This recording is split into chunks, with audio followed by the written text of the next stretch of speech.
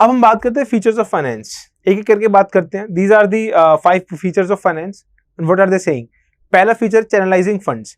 तो फाइनेंस क्या करता है बेसिकली कि किसी पे कोई आइडल फंड है, लेट्स से कि किसी कंपनी को पैसे रेज करने हैं, तो वो कहाँ से जाएगी? बैंक जाएगी। बैंक कहाँ से पैसे लेगा? बैंक आपसे पैसे लेगा। आप पैसे क्यों दे पा रहे हो? कि वो फंड आप पे आइडल पड़ा है, आप उसको यूज नहीं कर रहे, आपकी सेविंग है वो, आप सेविंग बैंक में जमा करा रहे हो, बैंक आगे कंपनी को लेंड कर रहा है। तो जैसे ना फंड चैनलाइज हो रहा है आपके थ्रू, आपकी सेविंग्स के थ्रू आगे कंपनीज के पास जा रहा है, ठीक है। तो it is channelizing of funds, this is the feature of finance.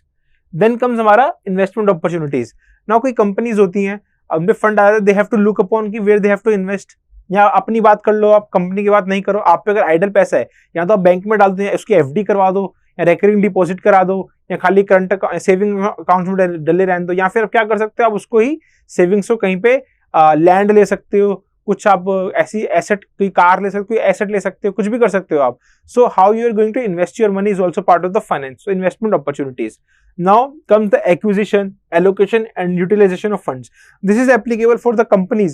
How the company, particular company is getting the funds, how they're acquiring the funds. क्या वो IPO रेस कर रही हैं या फिर वो बैंक से जाके पैसा ले रही हैं? So how they're acquiring the fund.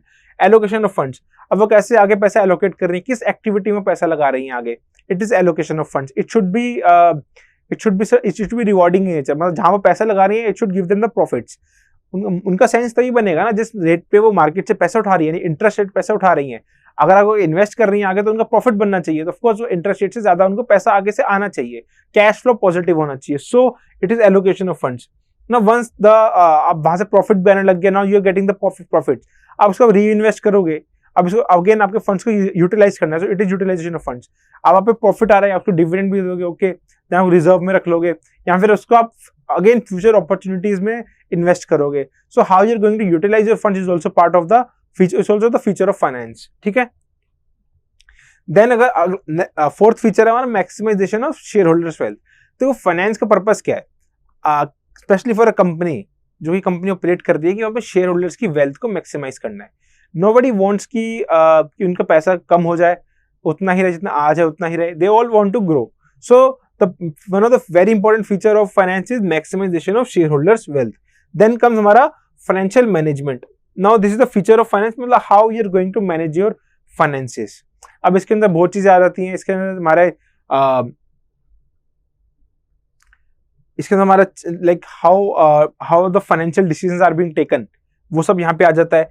ये बेसिकली क्या है? फाइनेंशियल मैनेजमेंट इज फाइनेंसिस के अंदर, यानी कि मैनेजिंग ऑफ मनी के अंदर the part of planning and controlling. हमने फंक्शंस ऑफ मैनेजमेंट में आगे पढ़ोगे, there are 5 things, planning, organising, staffing, directing, controlling and then again planning. ये 5 फंक्शन होते हैं मैनेजमेंट के। इन 5 फंक्शंस में से जो फंक्शन प्लानिंग एंड कंट्रोलिंग का फंक्शन जो पैसों पे कर रहा है, फाइनेंस पे कर रहा है, उसको फाइनेंशियल मैनेजमेंट कहेंगे। So financial management is managing the function of planning and controlling of finances और स्लैश कैश। कैश को कैसे प्लान कर रहे हो, कैसे कंट्रोल कर रहे हो, it is financial management, okay. So these are the 5 features of finance. So आपको इसको बड़ी कॉन्सेप्चुअल वे में ध्यान रखिएगा, इसको रटने की जरूरत नहीं है। इसको ऐसे एग्जाम में क्वेश्चन नहीं आएगा कहीं पे भी कि write down the features of finance. It is very obvious कि ऐसा क्वेश्चन नहीं आता आरबीआई के अंदर, ना ही आएगा, आई एम वेरी श्योर। तो आपको बस कॉन्सेप्चुअल वे में इसको याद रखना है, ठीक है।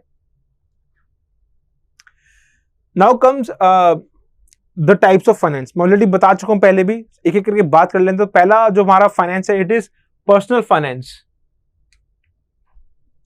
सो पर्सनल फाइनेंस के अंदर क्या क्या बता रहे हैं? आपकी इनकम कितनी है, आप क्या कितने टैक्स स्लैब के अंदर आ रहे हो, आपका क्या 7 लाख से कम इनकम है, तो it is part of your personal finance. आपकी इनकम ज्यादा होगी, आप ज्यादा पैसे खर्च करोगे, आप तभी खर्च कर पाओगे ज्यादा पैसा, आपको सेविंग भी ज्यादा हो तभी खर्च कर पाओगे। सारा पैसा अगर टैक्स में जा रहे हो तो नहीं कर पाओगे। So income, spending, saving, investing and protection. अगर आप कहीं पे इन्वेस्ट कर रहे हो, मार्केट में म्यूचुअल फंड्स में इन्वेस्ट कर रहे हो, वो आपका डिसीजन है, it is part of personal finance. Then अगर आप कोई इंश्योरेंस खरीद रहे हो, आप अपनी फैमिली को प्रोटेक्ट कर रहे हो, आप प्रीमियम पे कर रहे हो regularly, it is also part of your personal finance. मतलब how you are managing your finance, जो आप कमा रहे हो कैसे आप उसको यूटिलाइज कर रहे हो, okay. Then comes corporate finance. Corporate finance में आ रहा है हमारा capital budgeting, valuation technique, source of funding, risk management, tax consolidation and listing. So basically किसी भी कंपनी को सबसे पहले तो सोर्स चाहिए फंड्स का, है ना। फंड्स आने के बाद उसको कैसे आगे वो बजट करेंगे, कैसे स्पेंड करेंगे, ठीक है। देन अपनी कंपनी का वैल्यूएशन कैसे लगाने वाले हैं, उस वैल्यूएशन के बेसिस पे ही देन वो मार्केट से पैसा रेस करेंगे, है ना। तो लिस्टिंग आ जाएगा। देन हर कंपनी चाहती है कि उन टैक्स कम लगे, तो they have to plan their tax. Tax planning is very important part of the corporate finance. उनको हमेशा टैक्स प्लान करना है। ओके, देन रिस्क मैनेजमेंट, जहां पैसा लगा रहे हैं वहां इतना रिस्क ना हो कि सारा पैसा डूबने के चांसेस हो। They have to diversify in different portfolios.